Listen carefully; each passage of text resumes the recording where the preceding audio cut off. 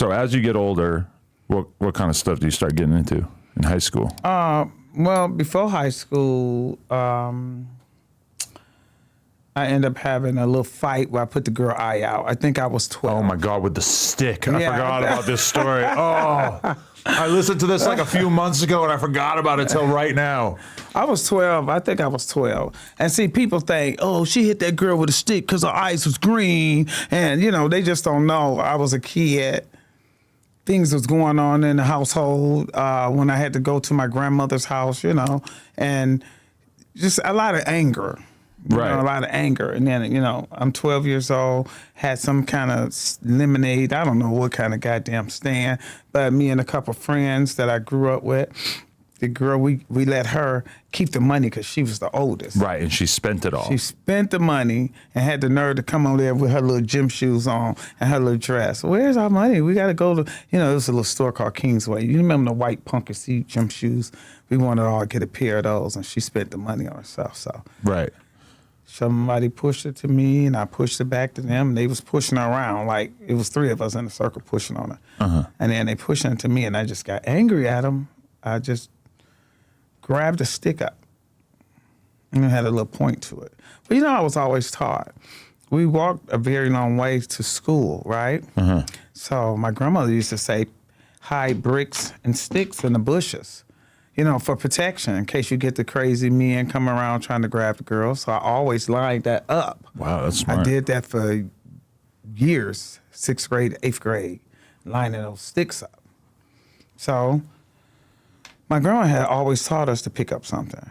You know, somebody come after you, better hit him with the stick, you better, you know, hit him with the brick, or something like that.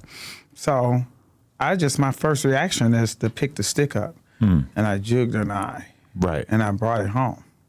So not only did you hit her in the eye with the stick, but it impaled the eyeball. Yeah, it came out. So you're walking around with an eye on a stick like a shish kebab. Like a shish kebab, yeah. That's fucked. That's like the gnarliest mental That was crazy. I remember watching that clip for the first time a couple months ago, and it's 11:30 p.m. I'm smoking weed, about to go to bed, and I'm literally sick to my stomach. Like, it really fucked me up just picturing a little girl with a eye on a stick. Can you believe that shit?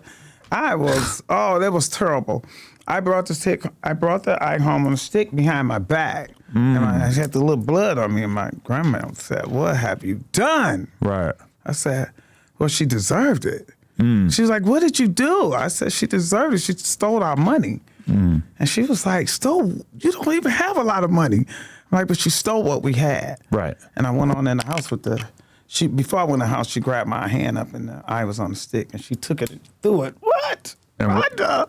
What was her reaction? Just She was like, Rhonda, what? You know. My daughter is capable of great evil. Yeah, my granddaughter. Right, I was granddaughter. Grandma. And she was outdone. And so was that girl just rocking an eye patch for the rest of the her eyes was a green eye. She was a green eye girl, fair-skinned girl, black girl.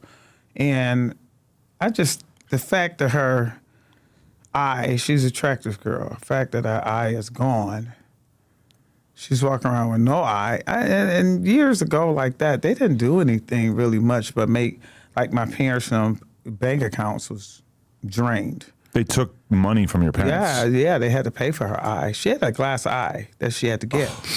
And being her eye color's green, I don't know if that was more money, you know. She ended up growing up, they moved away. When I last heard, they had moved to Indiana because when I was in prison at this time, she knocked on my grandparents' door and was asking, was I there? And my uncle was like, no. But you're talking about like many years later when you're a full adult. Yeah. She stopped by to see you. Yeah, because she wanted to know why it happened. Oh, okay. You know, she wanted to know what really, really took place for me to do this. So really, I believe she was like, she really did this on purpose. She really didn't like me. But I was just young. I was a kid. Yeah, that's what people don't get. I'm a kid, and I was angry, you know?